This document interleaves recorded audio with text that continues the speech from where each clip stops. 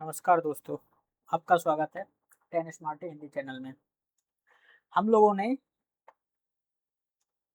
द्वितीय खंड में पूर्व मध्यकाल अथवा भक्तिकाल पढ़ लिया था। उसमें अध्याय तीसरा पढ़ लिया था।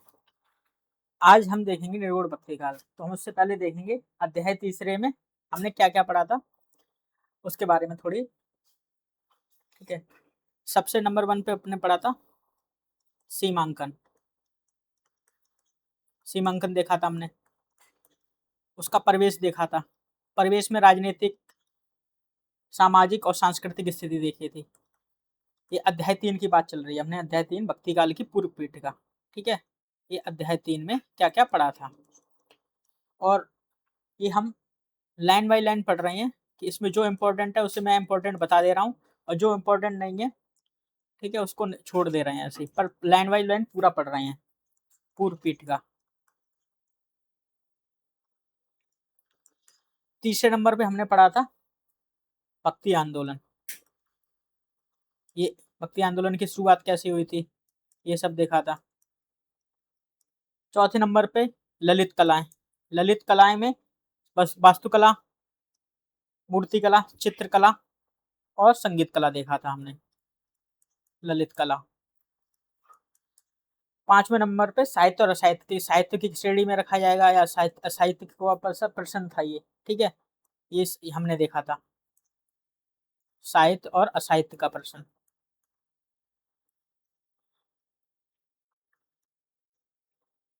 असाहित्य का प्रश्न।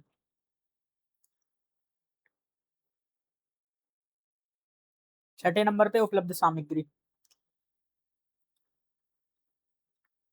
उपलब्ध सामग्री। सातवें पे देखा था हमने वर्गीकरण। आठवें पे भक्ति काव्य और लौकिक काव्य। भक्ति काव्य और लौकिक काव्य, ठीक है। इसमें भक्ति काव्य की प्रमुख प्रवृत्तियां देखी थी हमने इसी में।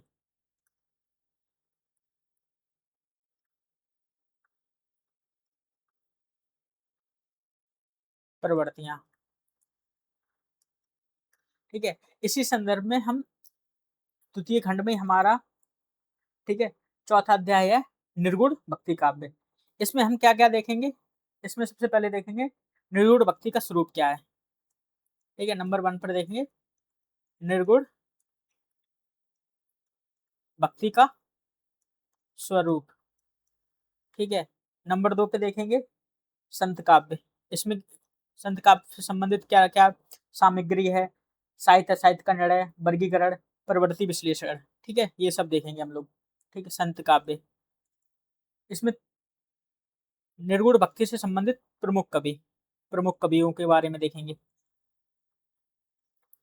इसी में देखेंगे संत काव्य और सामान्य प्रवृत्तियां। इसी में संत काव्य के बारे में देखेंगे, सामान्य प्रवृत्तियां देखेंगे, ठीक है। संत काव्य की सामान्य प्रवृत्तियां, सामान्य प्रवृत्तियां, ठीक है। इसी क्रम में हम लोग देखेंगे इसी में प्रेमाख्यान काव्य, ठीक है, उसका उद्गम स्रोत कैसा क्या है, ठीक है, उससे संबंधित पूर्व परंपरा क्या है, ये इसके बारे में हम लोग पढ़ेंगे। प्रेमाख्यान काव्य, ठीक है। और इसके संदर्भ में और देखते हैं, मतलब पेज छोटा पड़ रहा है, इसके नंबर पे देखते हैं। इसी में देखेंगे अध्याय 4 में, ठीक है। 7वें नंबर पे देखेंगे हिंदी प्रेमाख्यान काव्य प्रवृत्ति विश्लेषण, ठीक है। इसमें हम लोग क्या क्या देखेंगे, काव्य प्रेरणा एवं प्रयोजन, कथा वस्तु, चरित्र चित्रण, वस्तु वर्णन, भाव एवं रस, व्यंजना, विचार एवं सिद्धांत, काव्य रूप शैली शैली, ठीक है। और इसी इसी क्रम में देखेंगे छठे नंबर पे आइए, 7वें नंबर पे देखेंगे हम लोग प्रेमाख्यान परंपरा का हिंदी में परिवर्तन और विकास, ठीक है। प्रेमाख्यान परंपरा का हिंदी में परिवर्तन। ठीक है, ये नहीं है। व विकास। ठीक है, इसमें देखेंगे 8वें नंबर पे मूल्यांकन। ये किताब से हम शब्द से पढ़ रहे हैं, इससे हमारा एक फ़ायदा ये है कि एक तो हमारी किताब की एक पूर्ण होगी, उसके हिसाब से हमें एक कॉन्फिडेंस बिल्ड होगा और जो ग्रेजुएशन और पोस्ट ग्रेजुएशन बच्चे हैं, उनको भी एक एक मतलब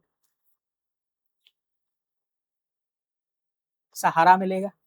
इससे मतलब काफ़ी लोगों को ये टीजीटी, पीजीटी दे रहे हैं, चाहे उम, कोई भी एग्ज़ाम दे रहे हैं, यूजीसी नेट हो, चाहे उसका यूपी असिस्टेंट प्रोफ़ेसर हो, चाहे हिंदी से रिलेटेड कोई भी असिस्टेंट प्रोफ़ेसर का एग्ज़ाम हो, किसी भी टीजीटी, पीजीटी का उसको मतलब इस मतलब एक विशेष तरह से उसको उसके एग्ज़ाम में बहुत बड़ा योगदान रहेगा इस किताब का, ठीक है?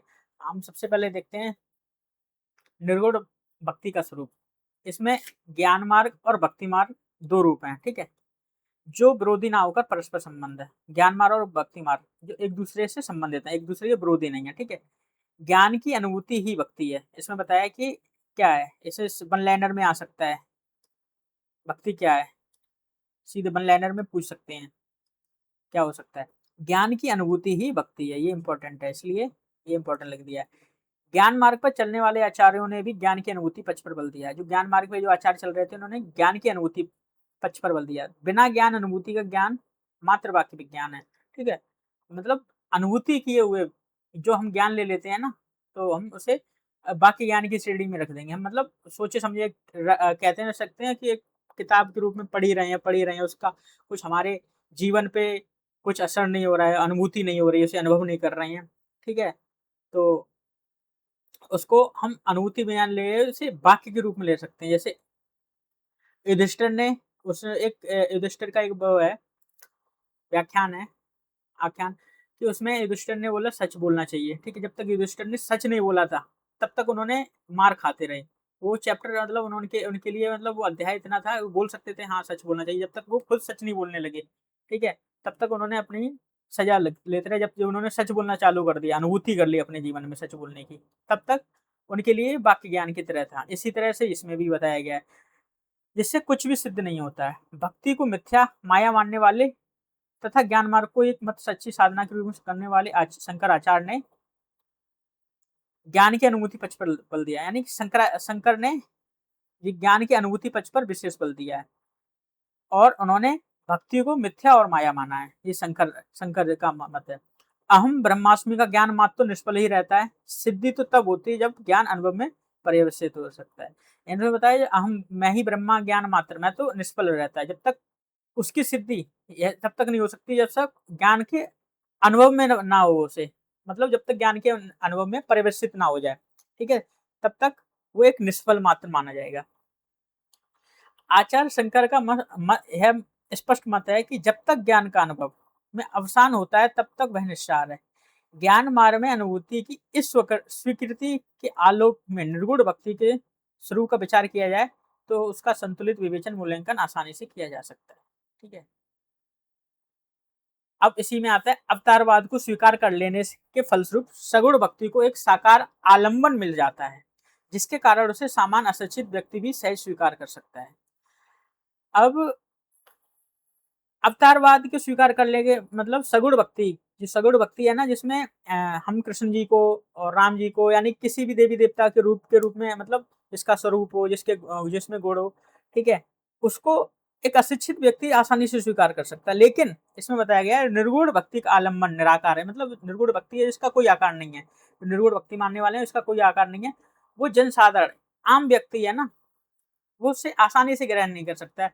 तो उससे हम नहीं कह सकते कि तुम जाके मतलब निर्गुण भक्ति में कह सकते हैं कि तप वगैरह भजन वगैरह मतलब जिसका कोई आकार नहीं है, अपने ज्ञान के माध्यम से, अपने तप आदि के माध्यम से मतलब तुम ईश्वर की प्राप्ति करो, ठीक है? उसका कोई आकार नहीं देकर ऐसा कोई कहेगा तो उसे एक आम जनता के लिए एकदम ग्राह्य नहीं हो सकता। इसमें इस तरह से इसमें बताया गया है। इसमें बताया गया सामाजिक उपयोगिता की दृष्टि से सगुण भक्ति निर्गुण भक्ति की अपेक्षा कहीं अधिक महत्वपूर्ण है। यहाँ पर ग्राह्य न होने के कारण ना निर्गुण भक्ति, तो लोग ना सगुण भक्ति की तरफ ज़्यादा झुकाव रख रहे हैं, इसलिए वो सामाजिक उपयोगिता में ज़्यादा विशिष्ट स्थान रखती है। इसमें बताया सगुण भक्ति पर आस्था रखने वाले साधकों ने निर्गुण भक्ति को लेकर तरह-तरह की शंकाएँ उठाई। उसका मूल तर्क है निर्गुण ब्रह्म ज्ञान का विषय तो हो सकता है किंतु भक्ति का नहीं। ठीक है? इसमें ये बताया गया है कि निर्गुण है ना, वो एक ज्ञान का विषय तो मान सकते हैं लेकिन भक्ति और आस्था का विषय नहीं मान सकते हैं।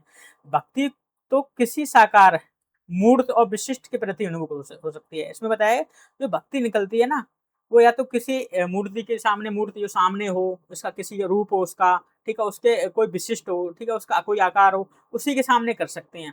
ठीक है? अब जैसे कृष्ण जी का है, तो कृष्ण जी के संबंधित हम कृष्ण जी के पूजा अर्चना करेंगे, उसके मतलब उसी के सामने हम भक्ति सामने हो सकती है। जैसे भोलेनाथ हैं, ठीक है? तो उनके सामने ऐसे ही हो सकती है। किसी अब निराकार के सामने कैसे करेंगे? कोई आकार ही नहीं है, कैसे क्या करना है? मतलब लोगों की जो आम जनता होती है ना, उसमें ये सहज स्वीकार नहीं हो सकता है कि ये निराकार भक्ति है ना, उसको सहज स्वीकार कर ले।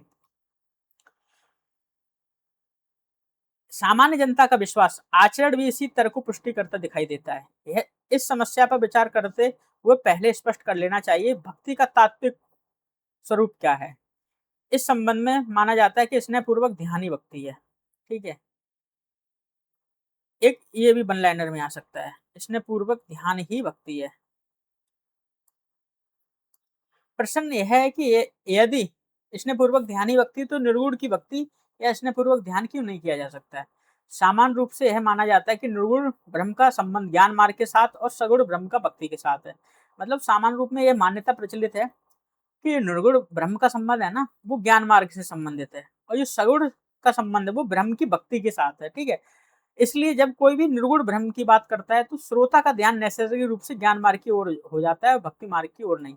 अब जैसे कोई निर्गुण से संबंधित बात करता है तो उसका संबंध उसका मतलब उसका सीधा ध्यान कि यार ज्ञान मार्ग की मतलब निर्गुण की बात कर रहा है, निराकार की बात कर रहा है, तो उसका संबंध मतलब उसको एक उसके मन में एक छवि बनने लगेगी कि वो ज्ञान मार्ग से संबंधित है। ठीक है? उसका कोई भक्ति से इतना कोई लेना देना नहीं है। ठीक है?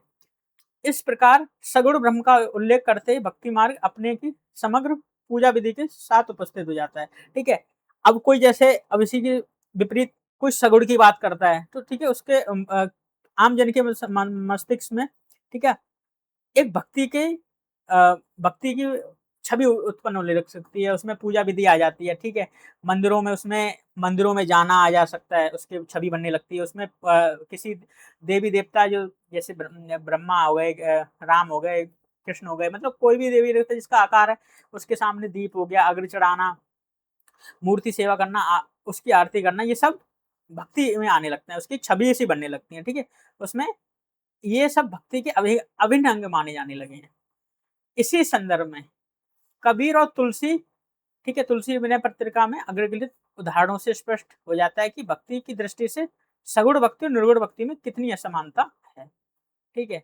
इसमें ऐसा बताया गया है, ये कबीर की पंक्ति है और ये किसी भी किताब की पंक्तियाँ हैं ना, इम्पोर्टेंट इसलिए हो जाती हैं कि सीधे-सीधे पेपरों में पूछ सकते हैं। तो आप लोग, मैं ये कह रहा हूँ कि आप लोग याद करो, आप लोग इम्पोर्टेंट लगा लो, 1 या 2 बार पढ़ोगे, जैसे या कुछ चीज़ों को, कुछ शब्दों को आप ऑब्ज़र्व करोगे, तो आपके लिए ना ये फ़ायदा हो जाएगा कि हाँ, आपको एकदम पेपरों में ऑप्शन को देखकर ये आ जाएगा कि हाँ, ये पंक्ति इससे रिलेटेड है, तो आप सीधा टिक लगा सकते हो कि जैसे ये कबीर से रिलेटेड है, ये तुलसीदास से रिलेटेड है, ठीक है? और कहाँ से है तुलसीदास की, ये शायद विनय पत्रिका से है, ऊपर दिया भी है। तो आप एक बार देखते हैं, ठीक है?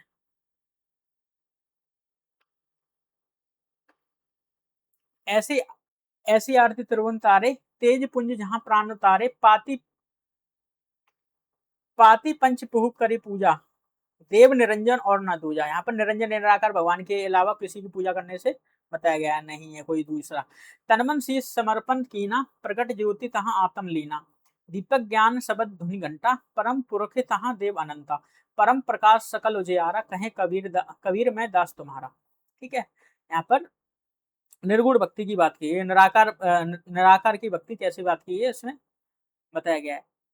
ऐसी आरती राम रघुवीर की रही मन, हरन दुख द्वंद गोविंद आनंद घन।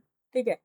यहाँ पर राम के शब्द के आ गया, तुलसीदास ने, ने राम के बारे में बहुत लिखा है, राम के विषय में बहुत लिखा है, ठीक है। तो उससे रिलेटेड कि राम की भक्ति से, आरती से संबंधित इसमें बात कही गई है।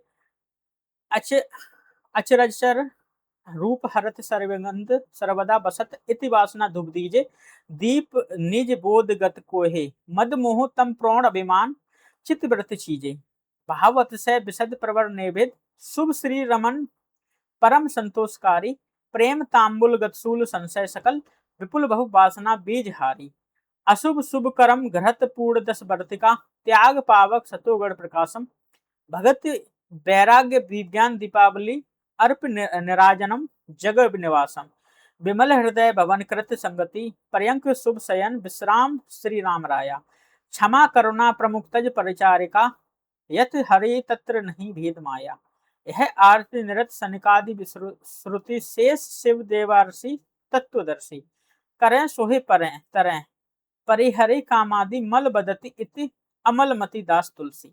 ठीक है, ये तुलसीदास की विनय पत्रिका से ली हुई पंक्तियां हैं। ठीक है, अब इसके बारे में बताया गया है। ऊपर दोनों उदाहरणों में भक्ति के अनुभूति पक्ष को ही प्रधान रूप से चित्रित किया गया है, यानी कि दोनों उदाहरणों में ना भक्ति की अनुभूति पक्ष है ना, उसको ही प्रधान रूप से स्वीकार किया गया है। सच्ची भक्ति का संबंध हृदय से है, भारी पूजा विधान से नहीं। यह बात पांडित्य और शास्त्राभ्यास से रहित कबीरदास के लिए उतनी महत्वपूर्ण है जितनी विद्वान और शास्त्रों के ज्ञाता भक्त तुलसीदास के लिए। दोनों ने ही आराध्य देव के अपने गुणों तेजपुंज और निरंजन परम पुरख ही अचरज रूप सर्वगत सर्वत बसत आदि का उल्लेख किया है। ठीक है, जो निर्गुण की व्याख्या दी जाती है उसमें कबीरदास ने दीपक ज्ञान का उल्लेख किया है, तो तुलसीदास ने भगत वैराग्य विज्ञान दीपावली का उल्लेख किया है। ठीक है, इसमें तुलना बताया गया, अगर कबीरदास ने दीपक ज्ञान का उल्लेख किया है तो तुलसीदास ने भगत वैराग्य विज्ञान दीपावली का उल्लेख किया है। ठीक है, तुलसीदास सगुण भक्ति से संबंधित हैं और कबीरदास निर्गुण भक्ति से संबंधित हैं। ठीक है, इन्होंने अपनी अपनी भक्ति से अनुभूति पक्ष पर विशेष बल दिया है। हृदय को, भक्ति का संबंध हृदय से बताया है। ठीक है, उन्होंने कैसे कैसे बताई गई है, जैसे तुलसीदास ने निरंजन तेजपुंज आदि का मतलब की बात की है। ठीक है, और कबीरदास ने दीपक ज्ञान की बात की है, और तुलसीदास ने भगति वैराग्य विज्ञान दीपावली से संबंधित बात की है, सगुण से संबंधित है। उक्त उदाहरणों में निर्गुण राम जपू रे भाई कहने वाले कबीरदास ने दशरथ नंदन भगवान रामचंद्र के उपासक तुलसीदास की अद्भुत समानता पाई जाती है। चाहे दशरथ आराध्य हो, चाहे राम नाम का मरम हो आना, दोनों ही स्थितियों में भक्ति की अनुभूति बुनियादी समानता पाई जाती है। यदि ब्रह्म के साकार और निराकार रूपों की गुणों की समानता है तो वह भक्ति पद्धति में, इसमें बताया गया यदि ब्रह्म के साकार और निराकार रूपों के गुणों की समानता है तो भक्ति पद्धति में इन समान गुणों को स्वीकृति भी हो जाती है। ठीक है, इसमें समानता मिल जाती है भक्ति पद्धति में, तो निर्गुण की भक्ति स्वीकार करने में कोई आपत्ति नहीं हो सकती है। सगुणोपासक तुलसीदास के लिए निर्गुण की सत्ता अमान्य नहीं है। ठीक है, जो सगुणोपासक तुलसीदास है ना, उनके लिए निर्गुण की सत्ता अमान्य नहीं है। इतना ही नहीं, वे तो भक्ति के लिए दोनों रूप का ध्यान अनिवार्य मानते हैं। मतलब वो एक कोई नहीं, वो दोनों को ही मानते हैं, चाहे निर्गुण हो चाहे सगुण हो, दोनों को ही भक्ति का अनिवार्य रूप मानते हैं। आराध्य देव के निर्गुण रूप को समझे बिना सगुण भक्ति संभव नहीं है। इसमें ये भी कहते हैं, दोहाबली में इन्होंने ये भी कहा, आराध्य देव के निर्गुण रूप को समझे बिना सगुण भक्ति संभव नहीं है। ठीक है, ये इंपॉर्टेंट इसलिए हो जाता है कि ये सीधा सीधा वक्तव्य पूछ सकते हैं कि एक लाइन वन लाइन में, या मतलब घुमा के इसमें ऑप्शन देकर, आराध्य देव के निर्गुण रूप को समझे बिना सगुण भक्ति संभव नहीं, किसने कहा था? ठीक है, ये तुलसीदास ने कहा था। जैसे ये पंक्ति सीधे सीधे इंपॉर्टेंट है। ठीक है, ये निर्गुण नय नहीं सगुण रसना राम सुनाम मनहु परंट संपत लसत तुलसी ललित ललाम। ठीक है, ये दोहाबली में से ली गई ये पंक्तियां। इन्होंने आराध्य देव के निर्गुण रूप को समझे बिना सगुण भक्ति संभव नहीं है। ठीक है, इसमें इसका कारण स्पष्ट है कि जहां आराध्य गोचर राम ही नहीं, भक्ति के लिए आवश्यक है वह अवतार रूप राम के उन गुणों को भी ध्यान करे जो उनके सहज नैसर्गिक गुण हैं।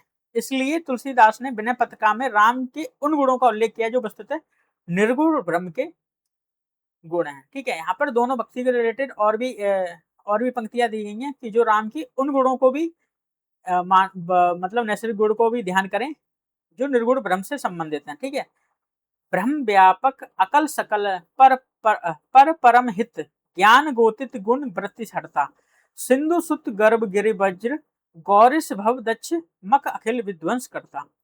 ठीक है। दुष्ट विबुधारी संघात अपहरण महिभार अवतार कारण अनुपम अमल अनबद्ध अद्वैत निर्गुण सगुण ब्रह्म सुमिरन नरभूप स्वरूपम। ठीक है। इसमें बताया गया है व्यापक अकल सकल ज्ञान गोतित अद्वैत निर्गुण आदि विशेषणों के प्रयोग से तुलसीदास ब्रह्म के दशरथ पुत्र राम के उन गुणों का उल्लेख कर रहे हैं जिनके हृदय में स्थान दिए बिना जिनका ध्यान किए बिना भक्ति संभव नहीं है। ठीक है। ये व्यापक है, अकल है, सकल है, ज्ञान ज्ञान गोतित है, अद्वैत निर्गुण आदि विशेषणों को मतलब इस तरह से बताया गया कि इनके बिना मतलब भक्ति संभव ही नहीं है। जिस प्रकार सगुण भक्ति के लिए निर्गुण की स्वीकृति आवश्यक है उसी प्रकार निर्गुण भक्ति के लिए सगुण की आंशिक स्वीकृति अनिवार्य है। इसमें बताया गया जो सगुण भक्ति के लिए है ना निर्गुण की स्वीकृति आवश्यक है उसी प्रकार निर्गुण भक्ति के लिए भी सगुण की जो आंशिक स्वीकृति आवश्यक बताई गई है।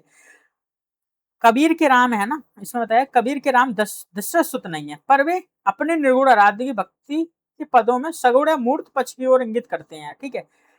यहाँ पर कबीर के राम दशरथ के बेटा तो नहीं है पर है ना उनके आराध्य भक्ति के कुछ है ना सगुण रूप को भी एक दो जगह इंगित किया गया है। ठीक है। उन प्रसंगों संबंधों उल्लेख करते हुए सगुण भक्तों के लिए भक्तों ने भी किया है। ठीक है। निर्गुण राम जपो रे भाई अभिगत गति लखी ना जाई चार वेद जाके समृत पुराना नौ व्याकरणम मरम न जाना शेष नाग जाके गरड़ समाना चरण कंबल कमला नहीं जाना कहे कबीर जाके वेदे नाही निज जन बैठे हरि की छाई।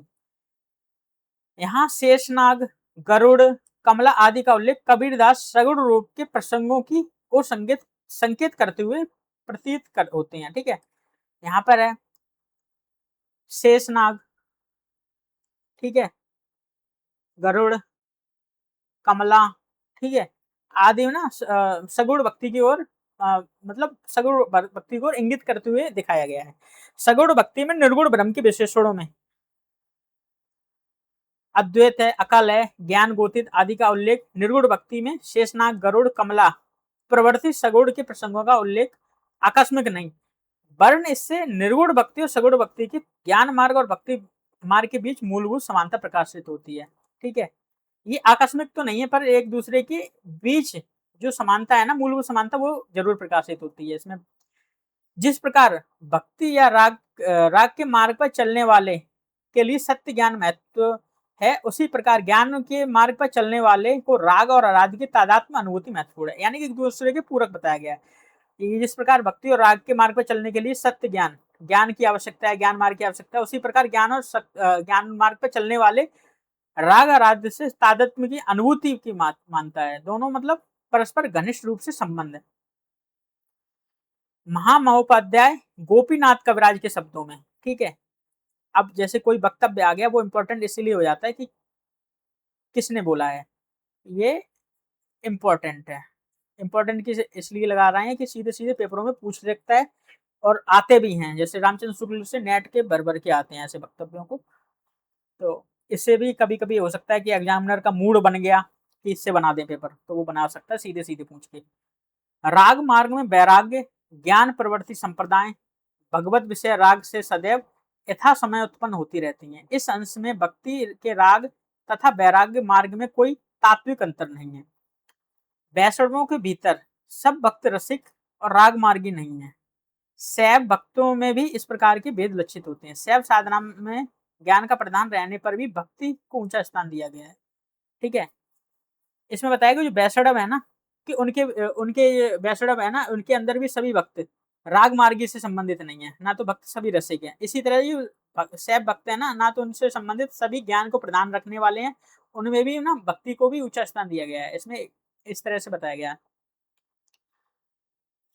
निर्गुण भक्ति की मान्यता के बारे में जो संदेह व्यक्त किया जाता है उसका प्रधान कारण है मध्यकालीन साधना का एकांगी एक पक्षी विवेचन। प्राय साधना के विविध मार्गों रूपों जैसे निवृत्ति मार्ग, प्रवृत्ति मार्ग, ज्ञान मार्ग, भक्ति मार्ग, निर्गुण भक्ति, सगुण भक्ति और रहस्यवाद आदि का विवेचन करते हुए सहज ही स्वीकार कर लिया जाता है। ये मार्ग रूप परस्पर भिन्न और विरोधी हैं। इस तरह की मान्यता के ऐतिहासिक कारण है शंकराचार्य ने ज्ञान और भक्ति तथा निर्गुण और सगुण के विरोध स्थापना करते हुए निर्गुण से ज्ञान को संबंध किया और निर्गुण ब्रह्म और ज्ञान साधना को ही परम सत्य के रूप में स्वीकार किया। ठीक है, शंकराचार्य ने एक दूसरे से संबंधित किया और निर्गुण ब्रह्म और ज्ञान साधना को ही परम सत्य के रूप में स्वीकार किया। उनके मतानुसार सगुण अर्थात ईश्वर और भक्ति दोनों ही माया के अंतर्गत आते हैं। यानी शंकराचार्य ने ना जो सगुण भक्ति है ना और ईश्वर को जो मानता है, सगुण भक्ति अर्थात ईश्वर की जो भक्ति करता है ना, वो माया के अंतर्गत बताया गया है। उन्होंने भक्ति को विद्या माया मानकर उसके आंशिक महत्व को स्वीकार किया है, किंतु सगुण भक्ति की है स्वीकृति परम सत्य नहीं है। मतलब उन्होंने भक्ति को विद्या माया मानकर आंशिक रूप से तो स्वीकार कर लिया, लेकिन वे सगुण भक्ति के लिए परम सत्य नहीं माना गया। स्पष्ट है, जो साधक परम सत्य निर्गुण अद्वैत ब्रह्म की अनुभूति करना चाहता है उसे भक्ति को अस्वीकार करना होगा। यानी इसमें बताया गया जो निर्गुण अद्वैत ब्रह्म है ना, ब्रह्म की अनुभूति करना चाहता है ना, उसे भक्ति को तो अस्वीकार करना होगा। शंकराचार्य के विरोध में आचार्य रामानुज, आचार्य वल्लभ आदि प्रस्थानत्रयी को गंभीर व्याख्या करते हुए भक्ति को परम सत्य के रूप में प्रतिष्ठित किया है। ठीक है, शंकराचार्य के विरोध में कौन कौन आ गए? आचार्य रामानुज आ गए और आचार्य वल्लभ आ गए। इन्होंने ना व्याख्या करते हुए भक्ति को परम सत्य यानी भक्ति को इन्होंने परम सत्य के रूप में स्वीकार किया है। इन्होंने भक्ति को परम सत्य के रूप में स्वीकार नहीं किया, लेकिन रामानुजाचार्य और वल्लभा ने इन्होंने भक्ति को परम सत्य के रूप में स्वीकार किया है। इन वैष्णव आचार्यों ने भक्ति को प्रतिष्ठित करने के लिए सगुण रूपों में राम कृष्ण आदि की भी प्रतिष्ठा की। ठीक है, भक्ति को प्रतिष्ठित करने के लिए इन्होंने किसकी? राम और कृष्ण की सगुण रूप की मतलब प्रतिष्ठा की, इन्होंने स्थापित किया। शंकराचार्य और इन वैष्णव आचार्यों की इस परस्पर विरोधी दृष्टि सत्य संबंधी मान्यता का प्रभाव यह हुआ ब्रह्म के निर्गुण रूप और सगुण रूप की विरोध माना जाने लगा, जो न केवल ज्ञान वैराग्य निवृत्ति और भक्ति राग प्रवृत्ति के विरोध के रूप में समझे जाने लगा, अपितु निर्गुण भक्ति और सगुण भक्ति के रूप में जाने लगा। यानी कि इस तरह से है ना कि एक विरोध के रूप में ये दोनों लोगों की मान्यताएं थी ना, ये उत्पन्न हो गई निर्गुण भक्ति और सगुण भक्ति के विरोध के रूप में। अब इसी कड़ी में हम लोग आगे देखेंगे। यहाँ ध्यान देने की बात यह है कि ज्ञान मार्ग में तो आचार्य शंकर जैसे मेधावी आचार्यों ने प्रतिष्ठित किया। यानी ज्ञान मार्ग को तो आचार्य शंकर जैसे जो मेधावी आचार्य थे उन्होंने प्रतिष्ठित किया। इसका आरंभिक रूप उपनिषदों से भी मिल जाता है, इसलिए ज्ञान मार्ग की सत्ता के बारे में यह किसी को संदेह नहीं हुआ।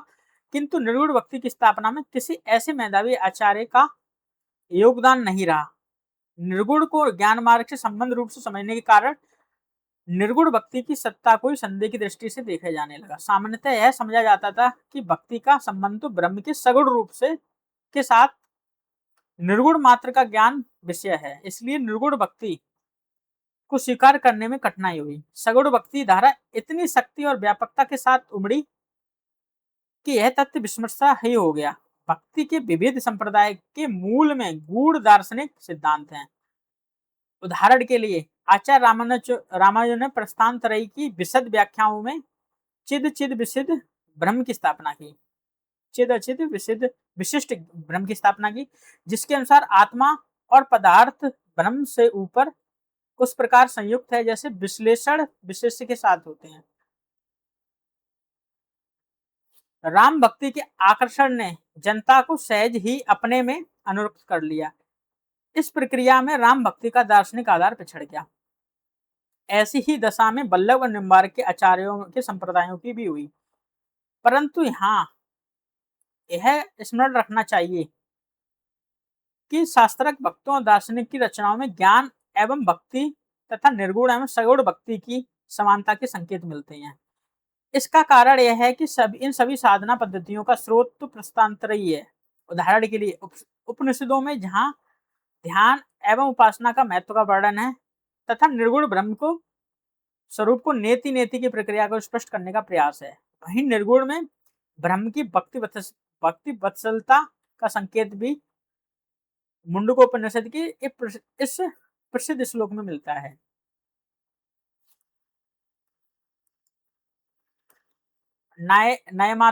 नयात्मना प्रवचनेन लभ्यो न मेध्या न बहुना श्रुतेन यमविश्य व्रणेतु तेन लभ्यस्य विशेष आत्मा विवरणेतु तनुस्वाम, अर्थात यह आत्मा ना तो प्रवचन से प्राप्त हो सकती है, ना शुद्ध बुद्धि से, ना विशेष श्रवण से। जिसको यह वर्ण करता है उसी को यह प्राप्त हो सकता है, उसी के प्रति अपने आप को व्यक्त करता है। वल्लभाचार्य की पुष्टि मार्ग की सगुण भक्ति बीज का निर्गुण ब्रह्म के स्वरूप वर्णन करने वाला यह श्लोक है। ठीक है,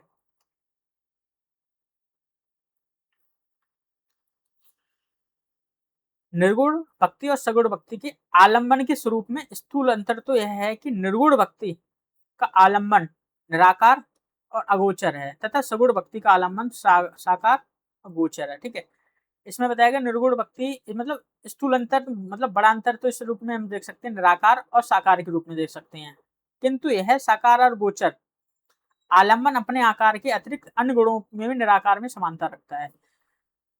कबीर और तुलसी के उदाहरण देकर पहले स्पष्ट किया जा चुका है कि भक्ति की इन दोनों पद्धतियों में कई समान गुण है, मतलब कई कई दोनों पद्धतियों में जो निर्गुण मानता है वो सगुण भक्ति को भी मतलब कुछ अंश मानता है, सगुण को मानता है वो निर्गुण भक्ति के भी कुछ अंश को मानता है।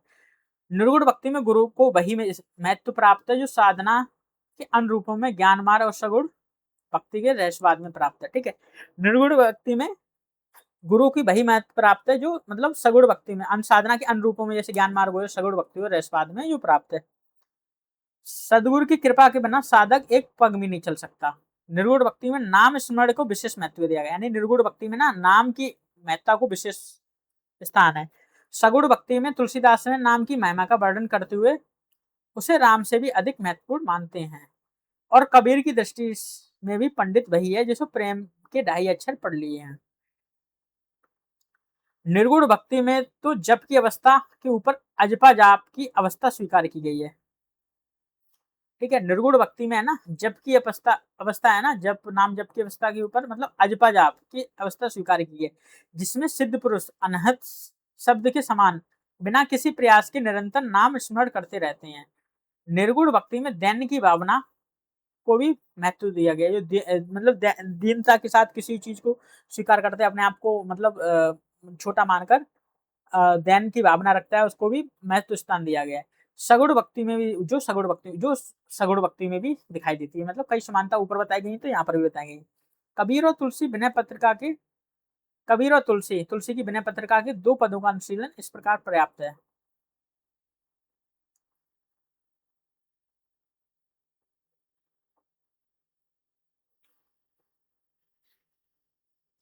माधो में ऐसा अपराधी तेरी भगत होत नहीं साथी साधी, कारणी कबन आई जग जन्मया, जन्म कबन सचु पाया, बहुजल तिरड़ चरण चिंतामणि, ताचित घड़ी न लाया, पर निंदा पर धन पर दारा, पर अपवादे सुरा, ताथे आवागमन होय फुनि फुनि, ता पर संग न चूरा, काम क्रोध माया मद मच्छर मंछर, है संतति हम माही, दया धर्म ज्ञान गुर सेवा, ए प्रभु सुपिन नाही, तुम कृपाल दयाल दामोदर, भगत बछल बोह हारी, कहें कबीर धीर मति राखूं, ससत करो हमारी।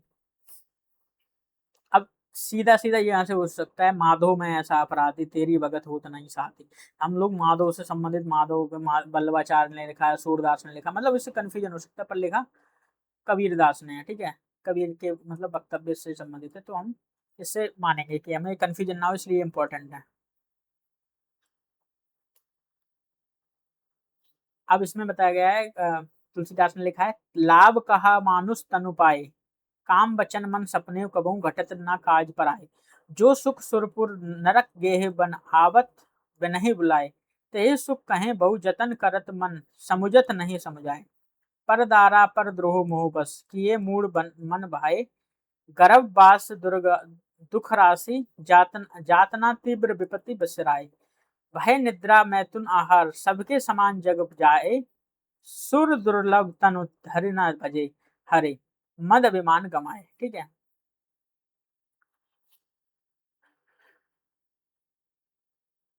तटस्थ स्वभाव से इन दोनों के पदों को अनुशीलन करने पर दोनों की अनुभूति में मूलभूत समानता पाई जाती है। इन दोनों के पदों में भक्तों ने उस मायात्मक संसार में उलझे हुए अपने मन की दशा का करुण चित्रित व्यंजित किया, यानी दोनों की पंक्तियों में मायात्मक रूप से उलझे हुए है ना अपने मन की दशा को भक्तों की जो माया रूपी संसार में उलझा मन है ना, उसके बारे में चित्रित किया गया है। यदि यह ज्ञात ना हो, पहला पद कबीर का है, दूसरा तुलसी का, तो यह पाना असंभव है। एक में निर्गुण भक्ति है और दूसरे में सगुण भक्ति है। ठीक है, एक में निर्गुण भक्ति की उपासना है, मतलब पहले कबीर के में, और सगुण में तुलसी ने की है। यहाँ इस समानता का कारण कवियों का दैन्य है। ठीक है, दोनों पदों में कवि कहते हैं कि इंद्रियां, मन और विषय वासनाएं मनुष्य को भक्ति की ओर नहीं बढ़ने देती हैं।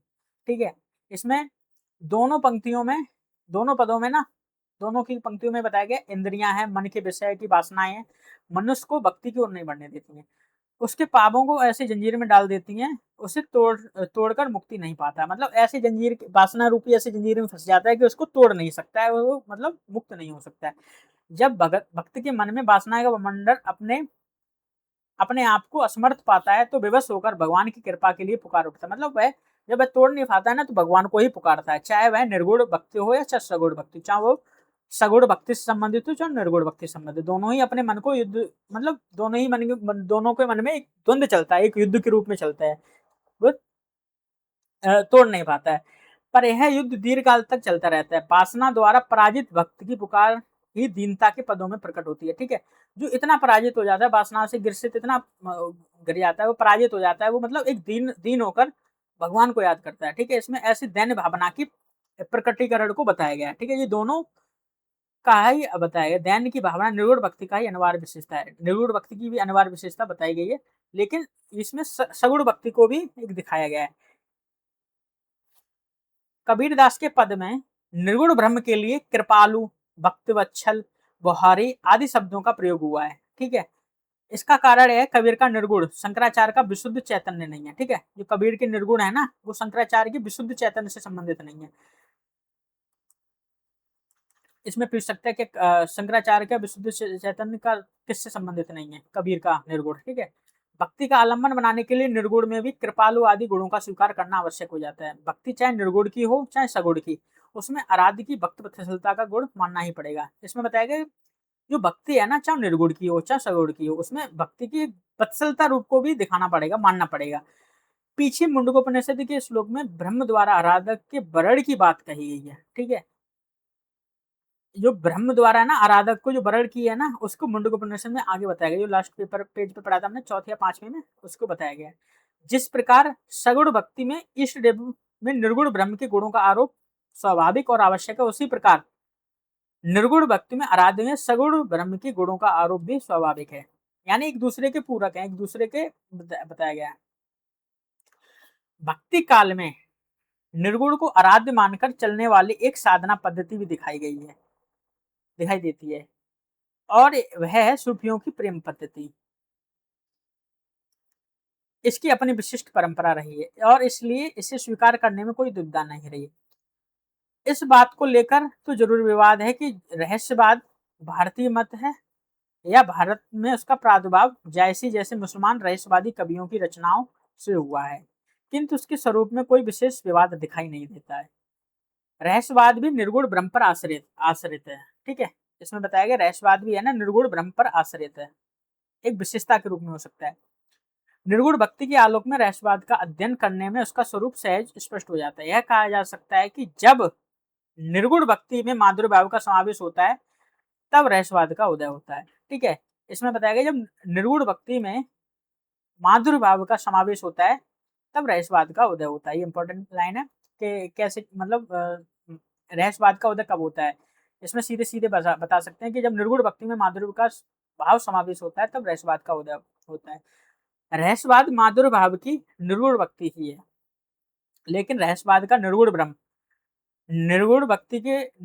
की अपेक्षा कम सूक्ष्म है।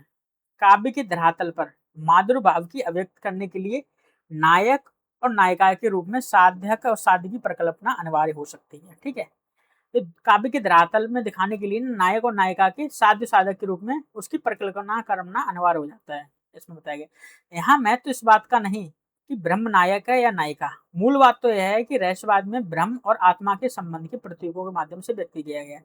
ठीक है, यहाँ पर ये बताया गया कि नायक को क्या, ब्रह्म को नायक माना गया है या नायिका, इस बात पर नहीं, पर रहस्यवाद में ना आत्मा और ब्रह्म की संबंध को दिखाया गया है के माध्यम से व्यक्त किया जाता है। ये प्रतीक लोक के नर और नारी के रूपों में भी होते हैं। ये लोक संसार में जो नर और नारी के रूप में दिखाए गए हैं कि ये प्रतीक के रूप में हो सकते हैं। रहस्यवाद में सगुण भक्ति की मूलभूत अंतर यह है कि सगुण भक्ति का आलंबन राम या कृष्ण आदि के रूप में एक अक्षर में निर्देशित आलंबन है, जिसकी आराधना के लिए उसकी प्रतिमा आदि का निर्माण किया जा सकता है। ठीक है, सगुण भक्ति में मतलब और रहस्यवाद में एक अंतर रूप में ये कि सगुण भक्ति का हम आलंबन, ठीक है, राम और कृष्ण की मूर्ति बनाकर उसकी पूजा आराधना के रूप में कर सकते हैं, लेकिन तो रहस्यवाद में प्रयुक्त प्रतीक नर और नारी का रूप सर्वत्र सर्वदा एक नहीं रहता। रहस्यवाद में ब्रह्म और आत्मा की भावना किसी भी नर और नारी के रूप में की जा सकती है।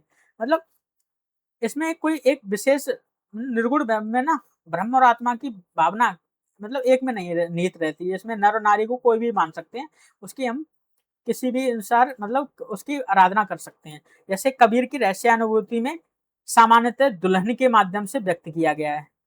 दुल्हने गावू मंगलाचार और जयसी के आदि रहस्यवादी कवियों ने विशिष्ट नायक नायिका के प्रतीकों के माध्यम से अपनी प्रेम पद्धति को प्रकाशन किया। ठीक है, निर्गुण भक्ति में निर्गुण ही भक्ति का प्रत्यक्ष आलंबन बनकर आता है, मगर रहस्यवाद में निर्गुण ब्रह्म को ही प्रिया और प्रिय के रूप में व्यक्त किया जाता है। लेकिन यहाँ मूल उद्देश्य होता है कि उन गोचर या स्थूल प्रतीकों के माध्यम से उनसे ऊपर उठकर निर्गुण ब्रह्म के मिलन आनंद का भोग। इसी कड़ी में पढ़ेंगे सूफी साधना पद्धति में गुरु का अभी वही महत्व है जो साधना की अन्य पद्धतियों में है। साधना के लिए मूल रूप भी वैसा ही है, सांसारिक प्रपंच से उठकर अलौकिक सत्ता की प्राप्ति के लिए साधना करना। ठीक है, जो सांसारिक प्रपंच है ना, जो संसार में फैले हुए प्रपंच है, उनसे ऊपर उठकर अलौकिक जो संसार की नहीं है सत्ता, उनके प्रति साधना करना। इस साधना में वैज्ञानिक संतों भक्तों के चिर परिचित शत्रु काम क्रोध आदि को माना गया है। ठीक है, इसमें बताया गया जिन पर विजय काम क्रोध में विजय पाए बिना सिद्धि प्राप्त नहीं कर सकते हैं। पद्मावत में जायसी ने हीरामन तोते के रूप में गुरु का संकेत दिया गया है। ठीक है, जो सूफी परंपरा के अंतर्गत है ना, पद्मावत में ठीक है जायसी ने ना हीरामन तोते को गुरु के रूप में दिखाया गया है कि गुरु के रूप में एक है। रतन सेन द्वारा राज्य पत्नी आदि का त्याग संसार के वृत्ति का सूचक है। इसमें बताया गया रत्न सेन है ना द्वारा राज और पत्नी का पर त्याग संसार में मतलब संसार रूप का माना गया है, जिसको त्याग के रूप में दिखाया गया है। और पद्मावती के रूप वर्णन में व्यापक और विराट परम शक्ति का संकेत मिलता है, यानी पद्मावती को एक विराट परम शक्ति के रूप में दिखाया गया है। जिस प्रकार निर्गुण भक्ति में भगवान की भक्ति वत्सलता की स्वीकृति, उसी प्रकार रहस्यवाद में साध्य भी साधक की साधना हेतु प्रभावित हुए बिना नहीं रहता है। जब रत्नसेन पद्मावती से मिलने के लिए सिंहल द्वीप जाता है, तब जायसी ने पद्मावती की विचित्र मनोदशा का चित्रण किया है। वह साधक की साधना का प्रभावकारी सूचक है। हिंदी में तवस्सुफ से प्रभावित प्रेमाख्यानों की परंपरा दिखाई देती, किंतु परवर्ती उर्दू शायरी में जहां रहस्यवाद इसके हकीकी की गजल में पेश किया जाता है, वहां आराध्य को संकेत किसी विशिष्ट व्यक्तित्व संपन्न नायिका के रूप में नहीं मिलता है। इन गजलों में शायर प्रत्यक्ष रूप से अपनी मासूक के प्रति प्रेम का पीड़ा वो व्यक्त करता है। यह पद्धति कबीर की रहस्यवादी रचनाओं की अनुकूल जान पड़ती है। ठीक है, आधुनिक युग में महादेवी को रहस्यवाद का एक अनाम अरूप प्रिय को ही आलंबन बनाकर चलता है। ठीक है, आधुनिक युग ने रहस्यवाद में महादेवी वर्मा ने अपनाया है, परंतु यह स्पष्ट होता है इसका आलंबन चाहे विशिष्ट नायिका का हो, चाहे वह सामान्य अनाम प्रिया का आराध्य निर्गुण ही रहता है। ठीक है, ज्ञान मार्गी निर्गुण भक्ति की अपेक्षा रहस्यवादी की अभिव्यक्ति अधिक स्थूल है, क्योंकि वह स्थूल गोचर विशिष्ट प्रतीकों के माध्यम से हुई है। इस दृष्टि से तवस्सुफ की स्थिति निर्गुण भक्ति और सगुण भक्ति की मध्यवर्ती है, किंतु भारतीय परंपरा में पले व्यक्ति के लिए रहस्यवादी पद्धति के प्रेम इस हकीकी अपेक्षा निर्गुण भक्ति अधिक गहराई है। ठीक है, इसका कारण स्पष्ट है कि निर्गुण भक्ति में श्रुतिकालीन साधना परंपरा से जुड़ी हुई है, उपासना एवं ध्यान परंपरा से देखी जा सकती है। ठीक है, इसमें बताया गया है जो भारतीय परंपरा में है ना, वो इसके हकीकी अपेक्षा ना जो मतलब इसके हकीकी की अपेक्षा निर्गुण भक्ति को ज्यादा मतलब स्थान देते हैं। कारण बताया गया निर्गुण भक्ति है ना, श्रुतिकालीन साधना परंपरा से जुड़ी हुई है। उसमें उपासना और ध्यान की परंपरा देखी जा सकती है। उपासना करते हैं, उसकी ध्यान करते हैं, उसको देखा जा सकता है। इसके विपरीत तवस्सु को व्यक्त करने के लिए प्रेम कथाओं को काव्य अपने विशिष्ट गोचर पात्रों में प्रेम चित्रण के कारण सामान्य हृदय की दृष्टि में प्रधान रूप से प्रेम काव्य ही बने रहते हैं। ठीक है, एक प्रेम चित्रण के कारण है ना, उसको लोग प्रेम काव्य के रूप में ही मान लेते हैं।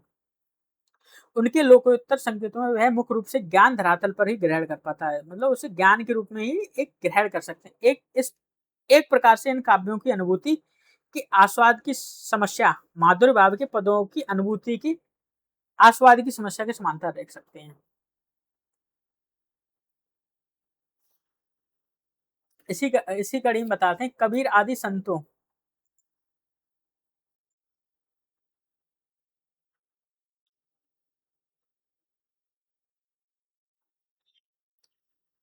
इसी कड़ी में कबीर आदि संत कवियों और जायसी आदि सूफी कवियों में निर्गुण भक्ति को स्वीकार करने में दो कारण माने जाते हैं। पहला कारण इष्ट देव की अगोचर अक्षर और सर्वशक्तिमान सत्ता के रूप में स्वीकृति। दूसरा कारण इष्ट देव के किसी गोचर विशिष्ट अक्षर के रूप में स्वीकृति का अभाव। निर्गुण भक्ति और रहिसवादी प्रेम पद्धति की सीमा भी वही है जो ज्ञान मार्ग की है। इसमें बताया गया निर्गुण भक्ति और रहिसवादी प्रेम पद्धति की सीमा वही है जो ज्ञान मार्ग की है। निर्गुण को ही आराध्य के रूप में स्वीकार करने का परिणाम यह हुआ कि साधना की इन दोनों पद्धतियों की स्वीकृति सीमित क्षेत्र के भीतर ही रही। जब सगुण भक्ति या प्रेम को आलम्बन के रूप में ग्रहण किया जा सकता है तो फिर निर्गुण की आकर्षित होने की संभावना अत्यंत सीमित हो जाती है। जिस प्रकार अधिकांश व्यक्ति ज्ञान मार्ग पर नहीं चल सकते, उसी प्रकार वे निर्गुण भक्ति और रहस्यवादी प्रेम साधना को भी स्वीकार नहीं कर सकते। लेकिन यह निर्विवाद है कि जिस प्रकार ज्ञान मार्ग साधना का एक विशिष्ट रूप है, उसी प्रकार निर्गुण भक्ति और रहस्यवादी प्रेम पद्धति साधना भी विशिष्ट रूप से है। ठीक है, आज के लिए बस इतना ही। बहुत बहुत धन्यवाद। आगे फिर मिलेंगे संत काव्य से संबंधित